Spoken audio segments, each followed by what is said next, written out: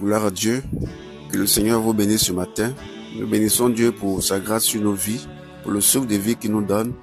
Et cela demande qu'on puisse à chaque fois le bénir, le louer et surtout écouter aussi sa parole.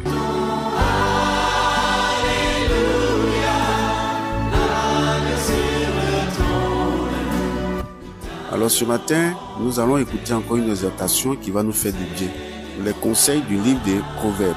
Mais avant, le thème s'intitule ainsi « Dieu a un objectif pour toutes choses ». Lisons Proverbe 15, le verset 4.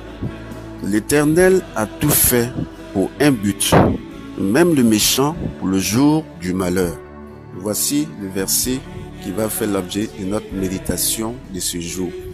Dieu n'a pas créé les cieux et la terre et après vouloir les détruire sans qu'il n'ait de cause. Toute cause produit un effet, frères et sœurs. On punit un enfant lorsqu'il a fait quelque chose, vous comprenez un peu. Donc rien n'arrive sans qu'il n'y ait quelque chose. Tout acte a sa récompense ou sa punition. Oui, tout acte a sa récompense ou sa punition. Tu poses des bons actes, tu seras bien récompensé. Tu poses des mauvais actes, tu sais ce que tu auras. C'est les larmes qui couleront, c'est la détresse qui s'emparera de toi. C'est l'angoisse également, ce sera l'amertume totale dans ton âme et dans ton esprit, voire même la désolation totale. Oui, quand tu fais le mal, c'est comme ça. Le mal produit le mal. Mais quand tu fais le bien produit le bien. Donc Dieu ne peut pas se lever comme ça pour dire qu'il vient juger la terre parce que ça lui plaît. Je dis non.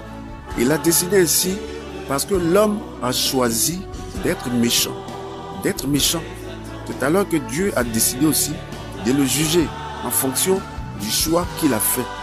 Observez un peu ce qui se passe aujourd'hui dans notre monde. La méchanceté amène des gens à aller jusqu'à même à vouloir enlever des enfants qui n'ont pas conçu. Mais pourquoi?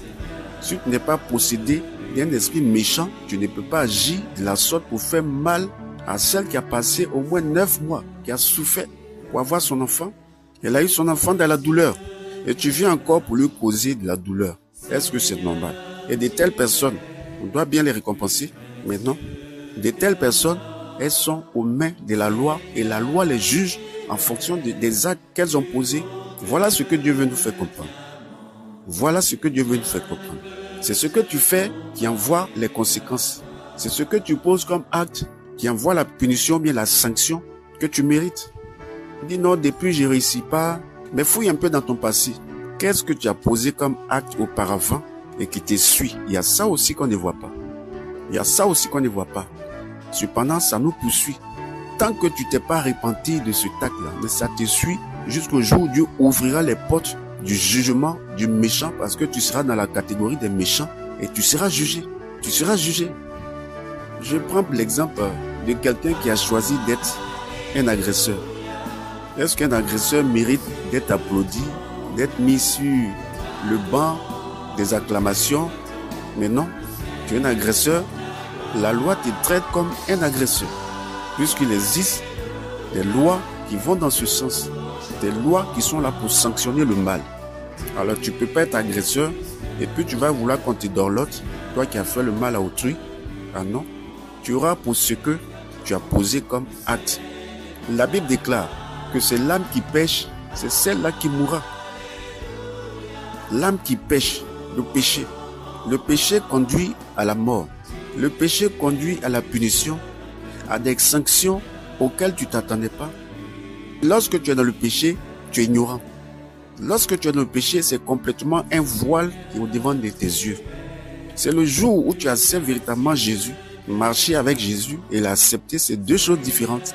D'aucuns disent oui, je marche avec Jésus. Mais est-ce que réellement tu pratiques sa parole? Accepter Jésus, c'est accepter de pratiquer sa parole, de respecter ses préceptes, ses principes et ses lois qu'il nous a laissés. Tu ne peux pas me dire que tu marches avec Jésus alors que dans ton cœur, tu sais que véritablement tu ne peux pas obéir à ses lois. Frère, sœur, dans ce cas de figure, qu'est-ce que tu voudras que Dieu fasse de toi? Te mettre dans le camp de ceux qui sont bons? C'est à toi de choisir. À toi de juger. Parlant du méchant, comme le texte nous le dit, Dieu a même créé un jour pour le malheur. Il est très intelligent. Il est très intelligent. Puis la création, ce qui s'est passé dans l'univers, avant que ça ne vienne vers nous, il a prévu tous les plans.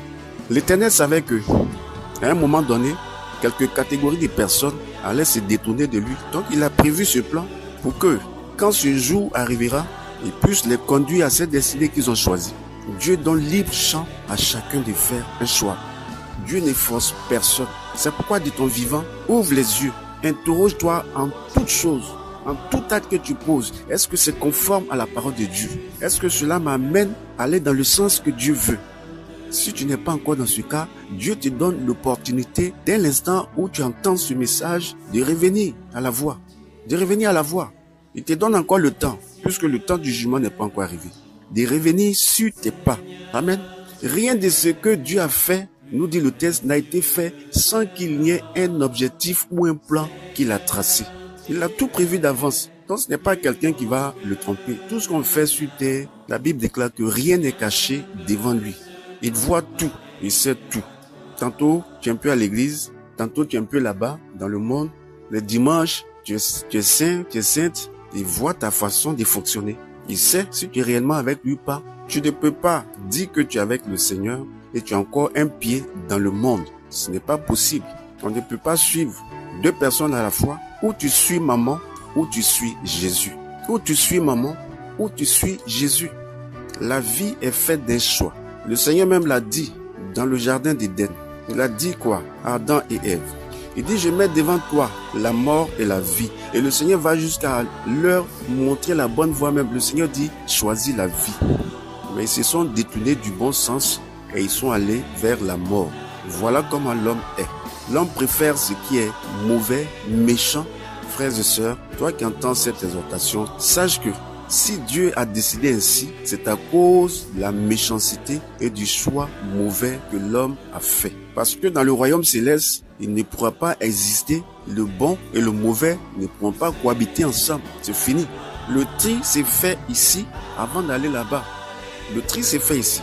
Donc si tu veux appartenir au royaume des cieux que Dieu a préparé pour ceux qui sont à lui, c'est maintenant que tu dois choisir. C'est maintenant que tu dois prendre une décision.